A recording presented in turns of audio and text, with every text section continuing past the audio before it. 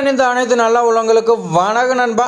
நாம் இந்த வீடியோவில் வந்து பார்த்திங்களா பழனி முருகன் கோயில் வேலை வந்துருக்குது. இந்த வேலைக்கு வந்து பார்த்திங்கன்னா ஏப்ரல் மேலே இன்டர்வியூ வர போகுது. இதுக்கு வந்து பார்த்திங்கன்னா மாடல் ஆன்லைன் எக்ஸாம் வந்து பார்த்திங்கன்னா உங்களுக்கு இன்டர்வியூவில் என்னென்ன கொஸ்டின்ஸ் கேட்பாங்கன்னு சொல்லி வந்து பார்த்திங்கன்னா ஜாப்ஸ் ஏரியா தமிழ் அகாடமிக் வந்து பார்த்திங்கன்னா கண்டக்ட் பண்ணாங்க. 11/3/2025 பார்த்திங்கன்னா எக்ஸாமினேஷனை கண்டக்ட் பண்ணாங்க. அந்த எக்ஸாமினேஷனில் வந்து பார்த்திங்கன்னா நம்மளுடைய சப்ஸ்கிரைபர் இன்னும் நிறைய பேர் வந்து பார்த்திங்கன்னா அட்டன் பண்ணாங்க. அட்டன் பண்ணதில் வந்து பார்த்திங்கன்னா 6 முழு மதிப்பெண் யார் வந்து பார்த்திங்கன்னா எக்ஸாமினேஷனில் 100க்கு 100 மதிப்பெண் எடுத்துக்கிறாங்கன்னு சொல்லி வந்து பார்த்திங்கன்னா ஒரு லிஸ்ட்டு வந்துக்குது. அந்த லிஸ்ட்டை பற்றி தான் நம்ம வந்து ஃபுல்லாக பார்க்க போகிறோம். அவங்க வந்து பார்த்திங்கன்னா என்னென்ன கொஸ்டின் ஆன்சர் எப்படி பண்ணியிருக்காங்க எல்லாமே இந்த வீடியோவில் வந்து பார்த்திங்கன்னா இருக்கும். நீங்கள் வந்து பார்த்திங்கன்னா இந்த வீடியோ ஸ்கிப் பண்ணாமல் ஃபுல்லாக பாருங்க நண்பா. இந்த வீடியோக்கு புது வியூஸ் வந்துருந்தீங்களா நீங்கள் வந்து பார்த்திங்கன்னா சப்ஸ்கிரைப் பண்ணிட்டு பாருங்கள். இது மாதிரி பயனுள்ள தகவல் வந்து பார்த்திங்கன்னா தொடர்ந்து நிறையா வீடியோஸ் நம்ம சேனலில் வந்துட்டு இருக்குது நண்பா. இப்போ வாங்க வீடியோக்குள்ளே போய் ஃபுல் டீட்டெயில்ஸ் பார்க்கலாம். Jobs area Tamil academy conduct பண்ணால் ஆன்லைன் மாடல் எக்ஸாமினேஷனில் வந்து பார்த்திங்கன்னா முழு மதிப்பெண் எடுத்துக்கிறாங்க. யாருன்னு பார்த்திங்கன்னா பத்மாவதி விஜயகுமார்னு சொல்லி வந்து பார்த்திங்கன்னா ஆன்லைன் எக்ஸாமில் வந்து பார்த்திங்கன்னா 100க்கு 100 மதிப்பெண் எடுத்துக்கிறாங்க. அவங்க வந்து பார்த்திங்கன்னா எந்த மாதிரி கொஸ்டினுக்கு எப்படி ஆன்சர் பண்ணிக்கிறான்னு சொல்லி பாருங்க நண்பா. ஆனால் வந்து பார்த்திங்கன்னா இவங்களுக்கெல்லாம் இன்டர்வியூ வச்சா கண்டிப்பாக வந்து பார்த்திங்கன்னா இந்த பழனி முருகன் கோயிலில் இவங்களுக்கெல்லாம் கண்டிப்பாக ஜாப் கிடைக்கும் நண்பா. ஏன்னா இந்த இன்டர்வியூ கொஸ்டின்லேயே வந்து பார்த்திங்கன்னா அவங்க 100க்கு 100 மதிப்பெண் எடுக்கும்போது அங்கேயும் வந்து பார்த்திங்கன்னா கண்டிப்பாக மார்க் எடுப்பாங்க. அது எப்படி அவங்களாம் இன்டர்வியூவில் எப்படி அட்டன் பண்ணுறாங்க எல்லா டீட்டெயில்ஸுமே பாருங்க நண்பா, உங்களுக்கும் பயனுள்ளதாக இருக்கும். இப்போ வந்து பார்த்திங்கன்னா செல்ஃப் இன்ட்ரடக்ஷன் கேட்டிருக்காங்க, உங்களை பற்றி சொல்லுங்கன்னு கேட்டிருக்காங்க. அதுக்கு வந்து பார்த்திங்கன்னா அவங்க என்ன ஆன்சர் கொடுத்துருக்காங்கன்னா, என் பெயர் பத்மாவதி, நான் வந்து பார்த்திங்கன்னா பிகாம் படிச்சிருக்கேன், நான் திருமணமான பெண் சொல்லி கொடுத்துருக்காங்க, நான் திண்டுக்கல் மாவட்டத்தை குஜிலிப்பாறை தாலுகான்னு சொல்லி பார்த்திங்கன்னா கற்காப்பட்டி என்னும் கிராமத்தில் வசித்து வருகிறேன். நான் முருகப்பெருமானின் மீது அதிக பக்தி கொண்டவள், அதனால் வந்து பார்த்திங்கன்னா முருகப்பெருமானுக்கு பணிவிடை செய்யும் வாய்ப்பு எனக்கு இருந்தால் நான் அதனால் வந்து பார்த்திங்கன்னா பெரும் பாக்கியங்க கருதுறன்னு சொல்லி கொடுத்துருக்காங்க நண்பா. இந்த மாதிரி வந்து பார்த்திங்கன்னா ஆன்சர் கொடுக்கும்போது வந்து பார்த்திங்கன்னா நீங்கள் 10க்கு 10 மார்க் எடுக்கலாம் நண்பா. அடுத்து வந்து பார்த்திங்கன்னா பழனிமலை புராணகதை பற்றி சொல்லுங்கன்னு கேட்டிருக்காங்க. அதுக்கு வந்து பார்த்திங்கன்னா நல்லா நோட் பண்ணிங்க நண்பா. அகத்தியர் வந்து பார்த்திங்கன்னா இடும்பன் என்ன அரக்கனை வந்து பார்த்திங்கன்னா கூப்பிட்டு 2 மலையும் தூக்கிட்டு வர சொன்னார். அந்த இடும்பை வந்து பார்த்திங்கன்னா 2 மலையும் தோளில் தூக்கி தெற்கு பக்கம் புறப்பட்டார். அப்போ வந்து பார்த்திங்கன்னா ஓய்வு எடுக்கிறதுக்கு ஒரு இடத்துல மலையை இறக்கி வைத்தார். இறக்கி வைத்து மறுபடியும் தூக்கும்போது ஒரு மலையில் தூக்க முடியல. அந்த மலையில் வந்து பார்த்திங்கன்னா முருகப்பெருமான் இருந்தார். அந்த மலை தான் வந்து பார்த்திங்கன்னா பழனி மலைன்னு சொல்கிறாங்க நண்பா. அதுக்கு மேலே வந்து பார்த்திங்கன்னா காவடி எடுத்த முருகப்பெருமானை வழிபட தொடங்கினு சொல்லியிருக்காங்க. அடுத்து பழனி முருகன் கோயில் முக்கியத்துவம் என்னன்னு சொல்லி கேட்டிருக்காங்க நண்பா. பழனி மலை வந்து பார்த்திங்கன்னா 60 வீடுகளில் ஒன்றாகும். முருகன் இங்கு பால சுப்பிரமணியராகவும் தாண்டாயுத பாணியராகவும் காட்சியளிக்கிறான்னு சொல்லியிருக்காங்க. தன்னை ஆழ்ந்த துயரோடு நாடி வரும் பக்தர்களுக்கு துயரை கண்கண்ட கடவுளாகவும் குழந்தை வர வேண்டி வருபவர்களுக்கு குழந்தை பாகத்தையும் அளிக்கும் பால சுப்பிரமணியர் பகவான் அவர்னு சொல்லியிருக்காங்க. நல்லா நோட் பண்ணிங்க நண்பா. இந்த மாதிரி ஆன்சர் கொடுக்கும்போது வந்து பார்த்திங்கன்னா இன்டர்வியூ எடுக்கிறீங்களோ வந்து பார்த்திங்கன்னா நிறைய விஷயம் தெரிஞ்சுக்குது அப்படின்னு சொல்லி வந்து பார்த்திங்கன்னா உங்களுக்கு கண்டிப்பாக ஜாப் கொடுப்பாங்க நண்பா.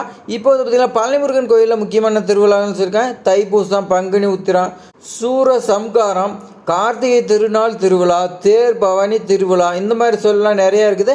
நிறைய பேர் எக்ஸாம் எழுதுனீங்க, இதெல்லாம் நிறைய விஷயம் இருக்குது, நிறையா விட்டுட்டீங்க. இன்னும் கூட திருவிழா இருக்கலாம். இதெல்லாம் வந்து பார்த்திங்கன்னா இது சொன்னாவே போதும். நீங்கள் வந்து பார்த்திங்கன்னா டிஃப்ரெண்ட்டாக இருக்குன்னா தேடி வந்து பார்த்திங்கன்னா சொன்னால் இன்னும் வந்து பார்த்திங்கன்னா பெட்டராக இருக்கும். அடுத்து வந்து பார்த்திங்கன்னா இந்த பணிக்கு விண்ணப்பிப்பதற்கான காரணம் கேட்டிருக்காங்க.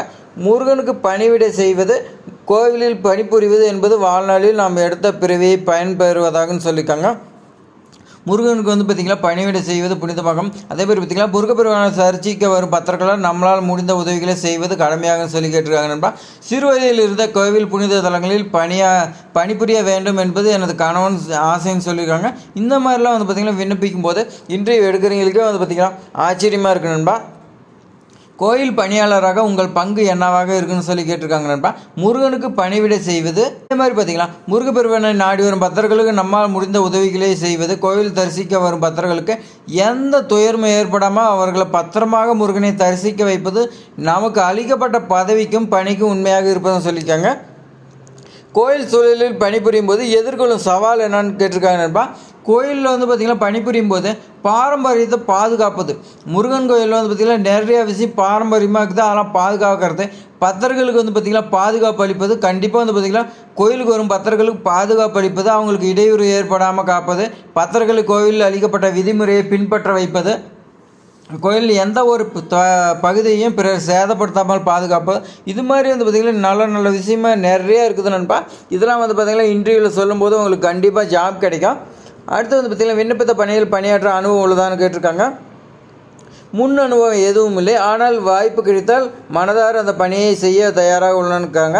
இதுக்கு முன்னாடி வந்து பார்த்திங்கன்னா அவங்களுக்கு எக்ஸ்பீரியன்ஸ் இல்லை, கிடச்சின்னா வந்து பார்த்திங்கன்னா நல்லா வேலை செய்யணும்னு சொல்லியிருக்காங்க. உங்கள் திறமை கோயிலுக்கு எவ்வாறு பயனுள்ளதாக இருக்குன்னு எமக்கு அளித்த மன நிறைவும் முழுமையாகவும் அந்த பணியை செய்து முடிப்பேன்னு சொல்கிறாங்க நண்பா. அடுத்து வந்து பார்த்திங்கன்னா முருகன் பற்றி உங்களுடைய கருத்து என்னன்னு கேட்பாங்க. அப்போ வந்து பார்த்திங்கன்னா எனது வாழ்வில் எத்தனையோ துயர் நான் சந்திச்சுக்கிறேன், அத்தனை துயர்லேயும் வந்து பார்த்திங்கன்னா முருகப்பெருமான் என்னை கைவிட்டதும் கிடையாதுன்னு சொல்லிக்கோங்க. ஒருவேளை கூட அவரை நினைக்காத நாளே கிடையாதுன்னு சொல்லிக்கோங்க. தூய்மையோடு முழு மனதாக அவரை வேண்டும் போது நாம் என்ன வேண்டினாலும் அதை நிறைவேற்றும் கடவுள் அவர்னு சொல்லிக்கோங்க. யாம் இருக்க பயமே சரவணன் இருக்க பயமேன்னு சொல்லி வந்து பார்த்திங்கன்னா ஓம் சரவண பவன் சொல்லியிருக்காங்க நண்பா. இதெல்லாம் வந்து பார்த்திங்கன்னா நீங்கள் நோட் பண்ணி வச்சிங்க, உங்களுக்கு பயனுள்ளதாக இருக்கும். நீங்கள் முருகப்பெருமான் பத்திரான்னு கேட்டிருக்காங்க. முருகனை பற்றி உங்களுடைய தெரிந்தவை எவன்ஸ் கேட்பாங்க. அப்போ வந்து பார்த்திங்கன்னா முருகன் மீது எமக்கு இருக்கும் பக்தி அளவே கிடையாது, நாள்தோறும் அவரை பூஜித்து கொண்டே இருப்பேன்னு சொல்லியிருக்காங்க. எத்துயர் வந்தாலும் ஓம் சரவண பவன் என்னும் மந்திரத்தை சொன்னாலே வந்து பார்த்திங்கன்னா அந்த துயரம் வந்து பார்த்திங்கன்னா காணாமல் போயிடுன்னு சொல்லியிருக்காங்க நண்பா. இதெல்லாம் நோட் பண்ணி வச்சுங்க. கோயில் பணியில் நேரத்தை எவ்வாறு மேலாண்மை செய்வீங்கன்னா, எமக்கு அளித்த பணியில் வந்து பார்த்திங்கன்னா எவ்வித நேரத்தையும் வீணாக்காமல் முழுமையாக பணி செய்து முடிப்பேன் அப்படின்னு சொல்லியிருக்காங்க நண்பா.